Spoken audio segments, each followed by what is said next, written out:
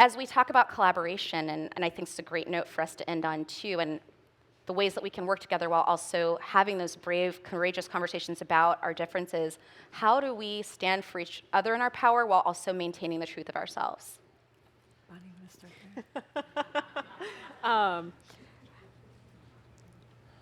I think it's partly knowing each other and having the difficult conversations, because sometimes when we're in rooms with people and we see somebody getting squelched or microaggression or whatever you want to call it, we don't stand up for each other, and maybe you don't even realize what's happening if you haven't learned more about it. So being able to call it out in the moment and help it change in a positive way, hopefully. Sometimes it might be a stronger way.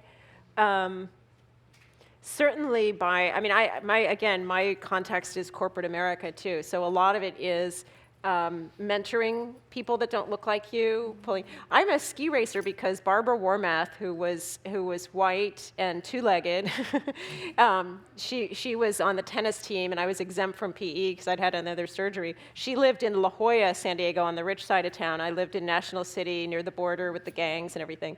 And she turned to me and said, "Hey, let's go skiing."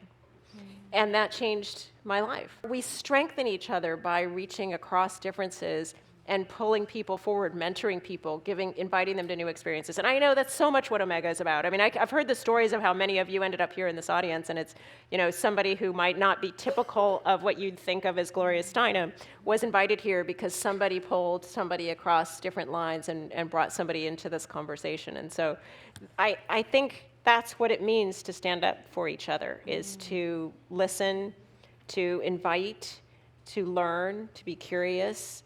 It's the creative lifestyle among us as women, right? Yeah.